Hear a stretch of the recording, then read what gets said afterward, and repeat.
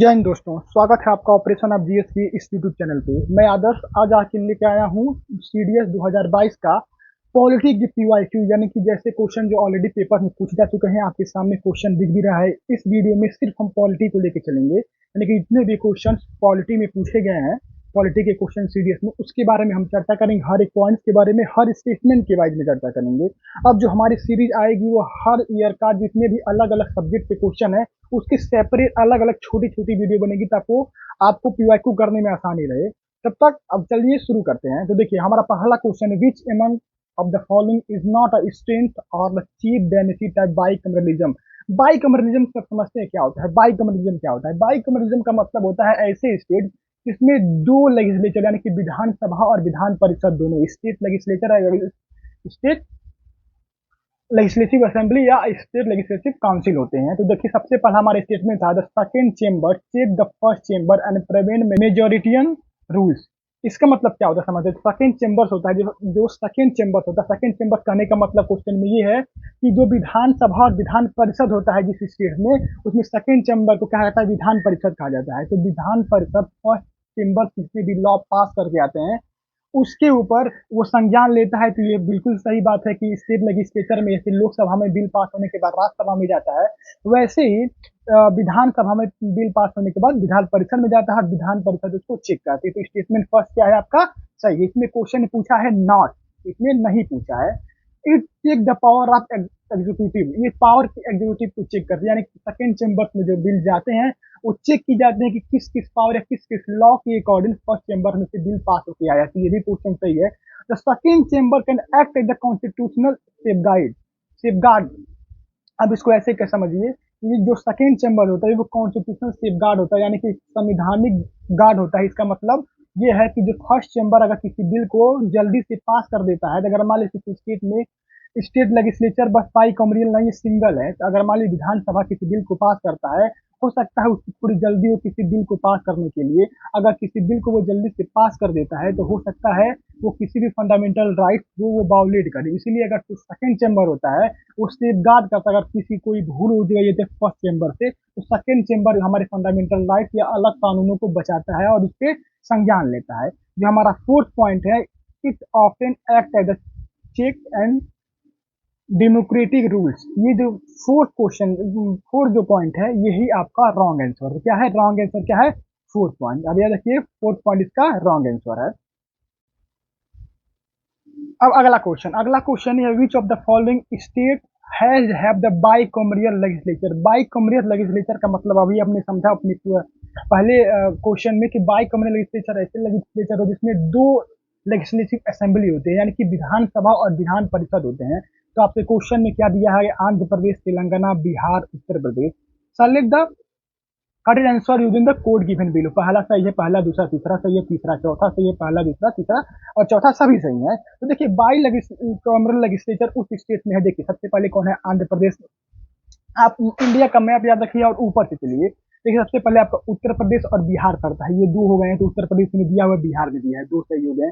उसके बाद आप नीचे आइए, महाराष्ट्र आइए। महाराष्ट्र के नीचे कर्नाटका है, कर्नाटक के बगल में तेलंगाना है, तेलंगाना के बगल में आंध्र प्रदेश है, और आंध्र प्रदेश के ऊपर उत्तराखंड। यानी कि टोटल भारत में 6 बाइकॉमरियल स्टेट है, यानी कि जिसमें विधानसभा और विधान परिषद है। तो आप फिर से बोलिए, देखिए, उत्तर प्रदेश, बिहार, महाराष्ट्र, कर्नाटका, तेलंगाना, आंध्र प्रदेश और उड़ीसा। तो इसमें आंध्र प्रदेश, तेलंगाना, बिहार और उत्तर प्रदेश तीनों, यानी कि ऑप्शन डी आपका राइट आंसर है। अब हम अपने अगले क्वेश्चन की तरफ चलते हैं। अब क्वेश्चन देखिए, by which of the following constitution amendment act was the article 21 right to education instead of the constitution of India. ये पूछा है कि किस कॉन्स्टिट्यूशन अमेंडमेंट यानी किस संवैधानिक संशोधन में आर्टिकल 21 में राइट टू एजुकेशन ऐड किया गया था। तो इसका आंसर है आंसर डी, यानी कि 86 कॉन्स्टिट्यूशन अमेंडमेंट में 6 to 14 ईयर्स के बच्चों को फ्री एजुकेशन दिया जाएगा गवर्नमेंट द्वारा। तो इसका आंसर है 86 कॉन्स्टिट्यूशन अमेंडमेंट, 6 to 14 ईयर के बच्चों को फ्री एजुकेशन प्रोवाइड किया जाएगा। किसके द्वारा? स्टेट गवर्नमेंट या सेंट्रल गवर्नमेंट का भी उसमें कंट्रीब्यूशन होगा। अब हम चलते हैं अपने अगले क्वेश्चन की तरफ। इस क्वेश्चन को आप बहुत ध्यान से देखिए, ये क्वेश्चन सीडीएस 2022 सेकंड का है। Which of the following statement about the public account committee, यानी कि PC of the parliament is not correct, सही नहीं है। पीएससी से क्वेश्चन, पब्लिक अकाउंट कमेटी से, इसी बारे में हम देखते हैं स्टेटमेंट्स वाइज कुछ सॉल्यूशंस को देखते हैं। It's examine the finance account to the government of India, ये आंसर सही है। कि ये अपना रिपोर्ट किसको देता है? ये अपना रिपोर्ट देता है सीएजी, यानी कि ये अपना report CAG controller and auditor general of India को अपना रिपोर्ट देता है। 15 members of the constituency are elected by the Lok Sabha and from among its member, यानी कि इसका मतलब, कहने का मतलब है पीएससी में पब्लिक अकाउंट कमेटी में 15 जो मेंबर्स होते हैं, टोटल इसमें कितने मेंबर? टोटल 22 मेंबर्स होते हैं, उसमें से 15 मेंबर लोकसभा के होते हैं और इसके बाद जो 7 मेंबर्स होते हैं वो कितने होते हैं? राज्यसभा से होते हैं। आप याद रखिए, पब्लिक अकाउंट कमेटी में टोटल 22 मेंबर्स होते हैं और उस 22 मेंबर्स में 15 मेंबर्स आपके लोकसभा से होते हैं और 7 मेंबर आपके राज्यसभा से होते हैं। ये भी आंसर सही है। उसके बाद क्वेश्चन ये पूछा, the chairperson and the committee is elected by its member, नहीं, ये इलेक्टेड बाई इट्स मेंबर्स नहीं होता है, इसको अपॉइंट किया जाता है। किसके द्वारा अपॉइंट किया जाता है? स्पीकर के द्वारा। किसके द्वारा किया जाता है? स्पीकर। स्पीकर के द्वारा इनको चेयरपर्सन और मेंबर्स को अपॉइंट किया जाता है। उसके बाद देखिए, in the case of members of any other committee constitution by the government is elected to the PSC, the Speaker of the Lok Sabha direct decisions where he should continue to be member of the farmer committee. इसका मतलब ये है, statement का chairperson या members appoint किए हैं public account committee में, उसको अपॉइंट किया जाता है स्पीकर ऑफ लोकसभा द्वारा और उनका डिसीजन फाइनल होता है किसी भी अथॉरिटी के लिए। तो ये भी आंसर सही है। तो इसका आंसर गलत कौन सा है? इसका है आंसर नंबर सी, यानी कि सी इसका गलत आंसर है। अब हम अपने अगले क्वेश्चन की तरफ चलते हैं। अगर आपको वीडियो पसंद आ रहा है प्लीज वीडियो को लाइक कीजिए, चैनल को सब्सक्राइब कीजिए।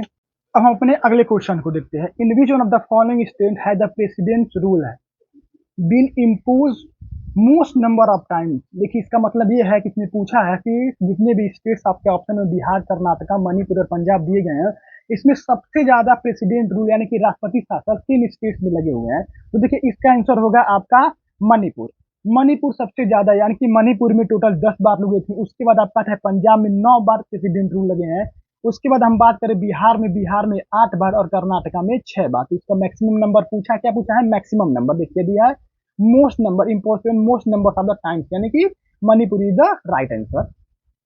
अब देखिए ये question, the use of electoral photo identity card EPIC by the election commission of India was started in which of the following year. देखिए, जो फोटो आईडी आप जाते हैं अगर किसी भी इलेक्शन में वोट देने, तो आपके फोटो आईडी लगता है। तो फोटो आईडी का पूछा है कब स्टार्ट किया गया था, यानी इंडिया में फोटो आईडी कार्ड कब स्टार्ट किया था फॉर वोटिंग इलेक्शन के लिए।